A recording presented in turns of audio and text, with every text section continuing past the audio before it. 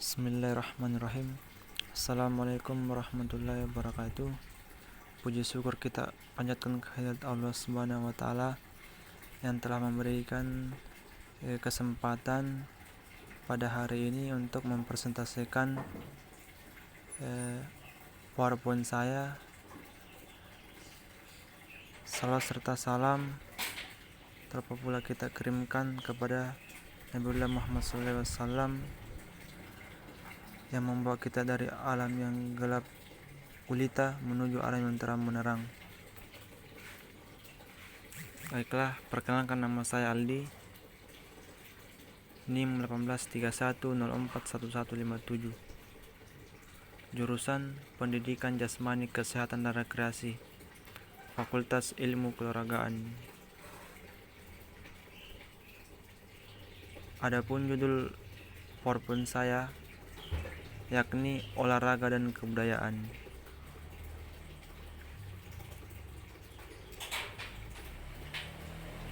Yang pertama, ada beberapa definisi dan pengertian olahraga menurut pendapat para ahli. Salah satunya menurut Edward, olahraga harus dilakukan dengan spontan, dari mulai konsep bermain, games, dan sport. Dan selanjutnya tujuan olahraga. Tujuan olahraga dapat dilakukan untuk berbagai tujuan, tetapi pada umumnya orang-orang melakukan olahraga dengan tujuan meningkatkan derajat kesehatan. Selain itu, olahraga juga dapat dilakukan untuk sekedar hobi, mencari keringat, membentuk tubuh, mengisi waktu luang, menurunkan berat badan, dan mencapai prestasi. Bahkan ada juga yang melakukan untuk karir. Jika dikelompokkan, tujuan olahraga dapat dibagi menjadi 4, yaitu olahraga untuk pendidikan, olahraga untuk rekreasi, olahraga untuk prestasi, dan olahraga untuk rehabilitasi. Terkait dengan tujuan untuk pendidikan, olahraga dimasukkan ke dalam mata pelajaran di sekolah-sekolah dengan istilah pendidikan jasmani.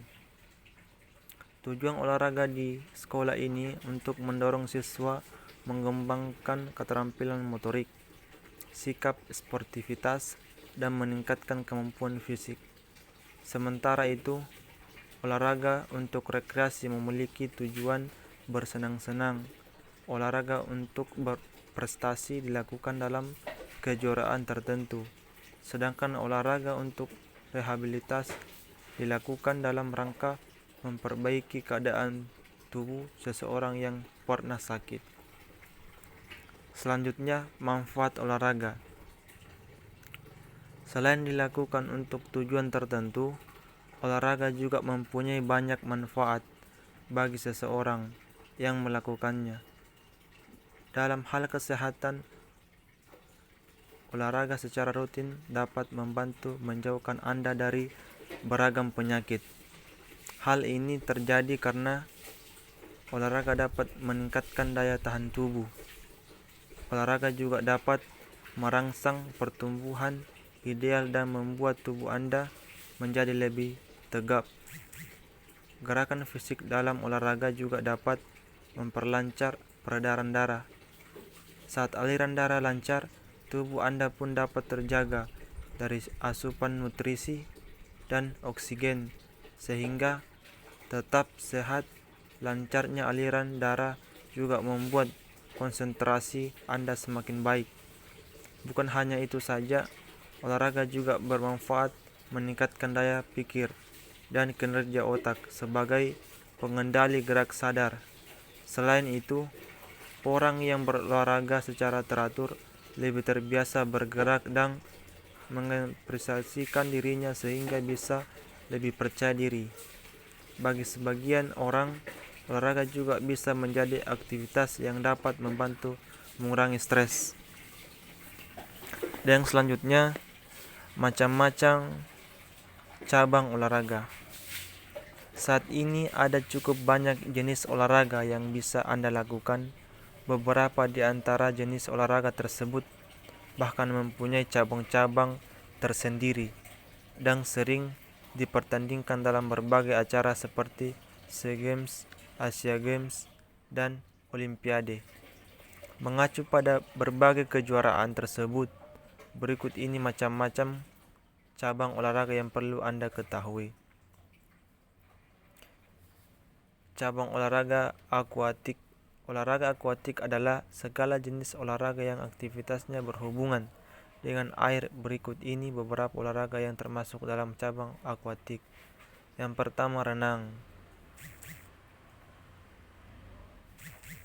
Renang merupakan salah satu olahraga cabang akuatik yang paling populer dan dikenal luas. Jenis olahraga ini banyak disarankan untuk mereka yang ingin menambah tinggi badan. Anda juga bisa melakukan olahraga ini untuk membantu menurunkan berat badan.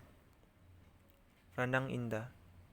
Berbeda dengan renang biasa, renang indah menambahkan tari dan senam dalam aktivitasnya. Olahraga ini kerap diperlombakan di ajang Olimpiade dengan kategori tunggal, duet, trio, dan beregu. Yang ketiga, polo air. Polo air memadukan beberapa jenis olahraga seperti sepak bola, renang, gulat, dan bola basket. Aturan permainan untuk olahraga ini sangat mirip dengan sepak bola. Bedanya olahraga ini dilakukan di dalam air. Yang keempat, loncat indah. Jenis olahraga akuatik ini membutuhkan gerakan melompat di udara, akrobatik, dan meloncat ke dalam air. Dalam perlombaan ada 5 nomor kategori untuk loncat indah, yaitu papan 1 meter, 3 meter, sinkronisasi 3 meter, sinkronisasi 10 meter, dan menara 10 meter.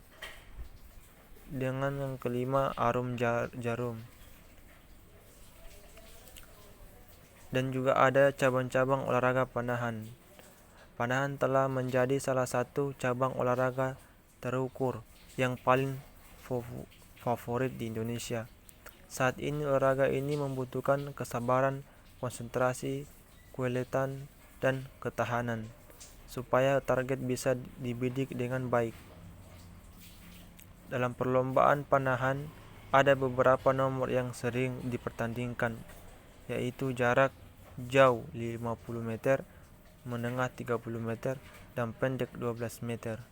Untuk jarak jauh dan menengah, Anda harus menambahkan 6 anak panah ke target panahan dari jarak yang sudah ditentukan. Sedangkan untuk pertandingan jarak pendek, Anda hanya perlu menambahkan 3 anak panah saja.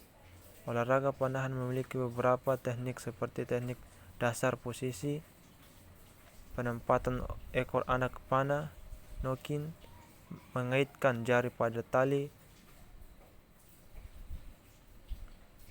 dan mindset. Cabang olahraga bulu tangkis. Di Indonesia cabang olahraga ini cukup populer, sering juga disebut badminton. Cabang olahraga raket ini dimainkan oleh 2 orang pada nomor tunggal atau 2 pasangan pada nomor ganda. Ada 5 partai yang umumnya dimainkan dalam bulu tangkis, yaitu tunggal putra, tunggal putri, ganda putra, ganda putri, dan ganda campuran. Pertandingan bulu tangkis bertujuan mendaratkan kok ke bidang permainan lawan. Kok ini harus melewati net terlebih dahulu sebelum jatuh di bidang permainan lawan. Pemain atau pasangan pemain dinyatakan menang apabila memenangkan 2 set permainan. Jika hasil set pertama dan kedua dimenangkan oleh pemain yang berbeda, akan ditambahkan set ketiga untuk menentukan pemenangnya. Perlu diketahui bahwa induk organisasi bulu tangkis di dunia adalah BWF atau Badminton World Federation. Sementara di Indonesia, induk organisasi bulu tangkis adalah PBSI atau Persatuan Bulu Tangkis Seluruh Indonesia. Adapun cabang olahraga sepak bola. Sepak bola merupakan salah satu olahraga permainan yang dimainkan oleh dua tim. Masing-masing tim sepak bola berisi 11 orang dengan satu orang bertugas sebagai penjaga gawang.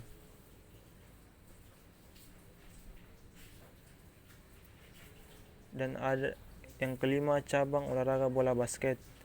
6. Cabang olahraga bola voli, cabang olahraga atletik, tolak peluru, lempar lembing, lompat tinggi, lompat jauh, lari jalan, cabang olahraga tenis meja, cabang olahraga tenis, cabang olahraga tinju, cabang olahraga berkuda, cabang olahraga catur, cabang olahraga senam, cabang olahraga dayung, cabang olahraga bersepak bola, cabang olahraga anggar, cabang olahraga angkat bes, cabang olahraga judo. 2. Kebudayaan. Pengertian budaya menurut para ahli. Salah satunya menurut Taylor, kebudayaan adalah kompleks yang menyangkup pengetahuan, kepercayaan, kesenian, moral, hukum, adat istiadat, dan lain kemampuan-kemampuan serta kebiasaan-kebiasaan yang didapat oleh manusia sebagai anggota masyarakat. Bagian B, unsur-unsur kebudayaan. Para ahli kebudayaan menemukan bahwa dalam budaya terdapat unsur-unsur pembentuknya. Berikut adalah unsur-unsur kebudayaan menurut para ahli. Alat-alat, teknologi, sistem ekonomi, keluarga, kekayaan politik.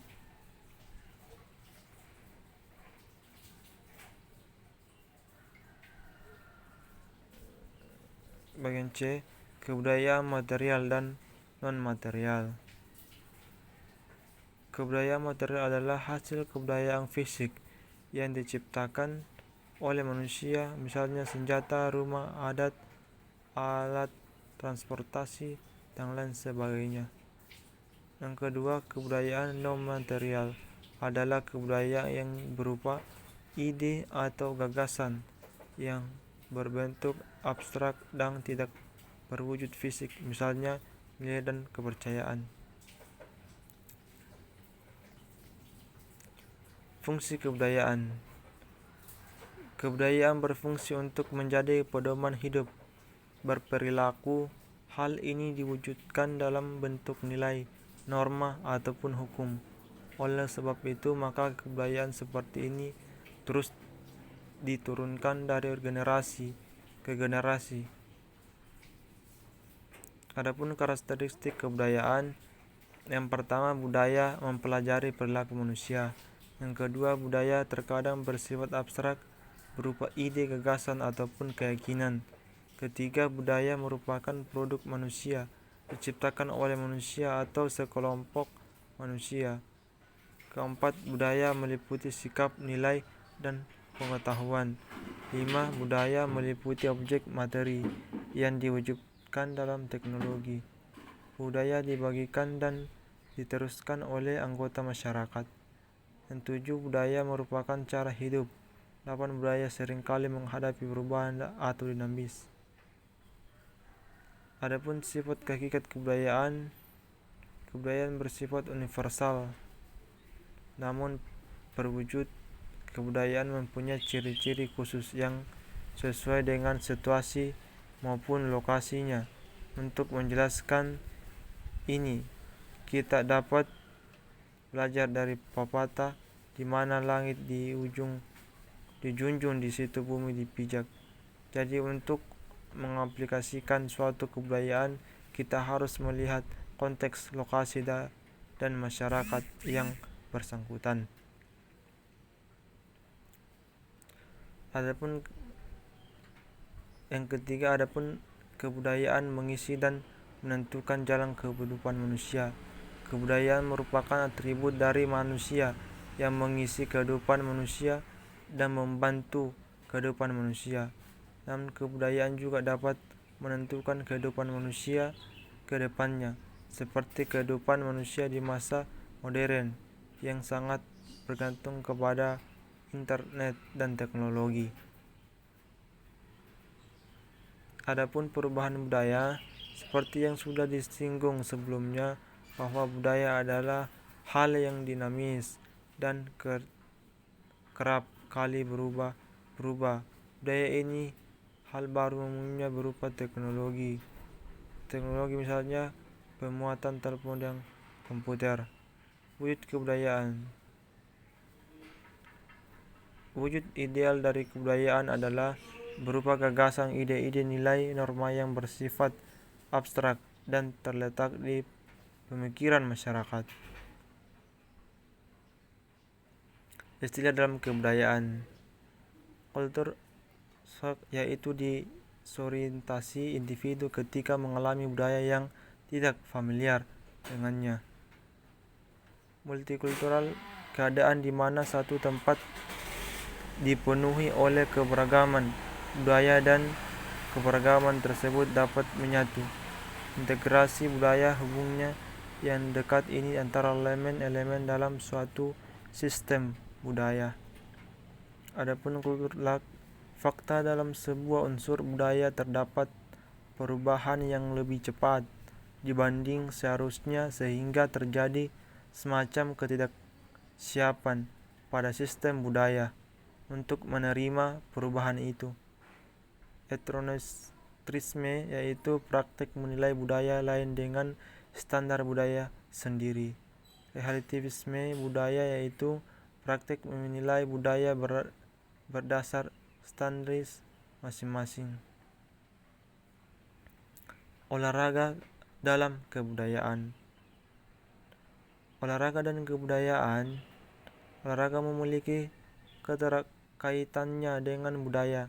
Budaya atau kebudayaan berasal dari bahasa Sanskerta yaitu budhaya yang merupakan bentuk jamak dari budi atau akal, diartikan sampai hal yang berkaitan dengan budi dan akal manusia. Dalam bahasa Inggris, kebudayaan disebut kultur yang berasal dari kata Latin culere yaitu mengolah atau mengerjakan, dapat diartikan juga sebagai mengelola tanah atau bertani.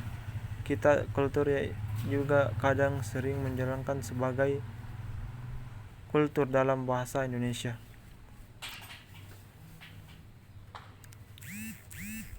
Dalam kehidupan sehari-hari, olahraga juga mempunyai kaitan yang erat dengan budaya. Dalam masyarakat Nusantara kuno, aktivitas olahraga ada yang dihubungkan dengan upaya pemujaan dewa. Pendakian gunung-gunung dianggap sebagai bentuk dedikasi kepada nenek moyang yang memuja di puncak gunung tersebut.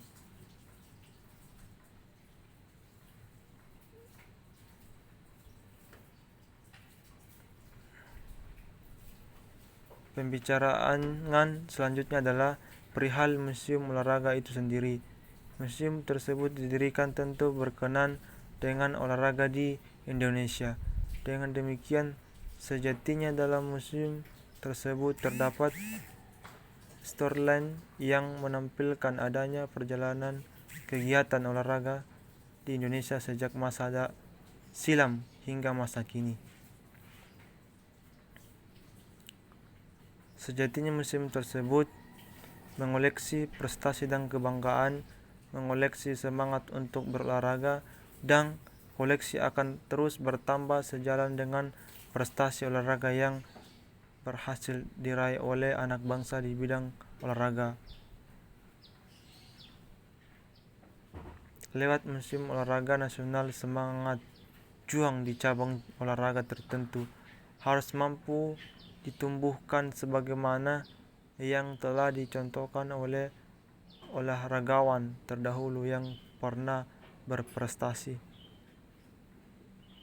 Ada beberapa macam pengaruh olahraga terhadap kebudayaan, yaitu yang pertama, permasalahan pembangunan sosial dan budaya yang menjadi perhatian utama, antara lain adalah masih rendahnya derajat kesehatan, di mana 28,980% penduduk yang mengalami gangguan kesehatan dan 31,99% dari balita yang tidak pernah mendapatkan imunisasi.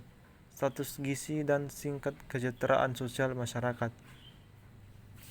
Yang kedua, pergeseran gaya hidup pun mengaruhi masyarakat dalam memandang olahraga. Berolahraga kini tidak selalu dikaitkan dengan kompetisi dan prestasi, tetapi juga karena tujuan lain, terutama sebagai gaya hidup. Itulah sebabnya klub-klub senam, kebugaran, pengobatan dan pemulihan tubuh marak di mana-mana dan lebih populer dibandingkan senam ritmik dan cabang prestasi lainnya. Dikatakan oleh Arif Atakusma bahwa untuk memahami dunia, salah satunya dimulai dengan mempelajari olahraga paling populer yang bisa diterima. Nakusuma 2005. Yang ketiga ataupun yang terakhir, pilihan jenis dan tujuan olahraga pun bergeser. Orientasi olahraga yang langsung atau tidak langsung bersifat ekonomi tumbuh semakin tajam. Orientasi ekonomi langsung terlihat pada perkawinan antara olahraga dengan ekonomi. Olahraga pun kini memberikan kontribusi terhadap pertumbuhan ekonomi. Bahkan dalam 2 dekade terakhir, ekonomi olahraga tumbuh makin besar. Kontribusi olahraga bagi pertumbuhan ekonomi tampak dalam pengembangan industri olahraga. Terima kasih. Itulah tadi persentase dari saya.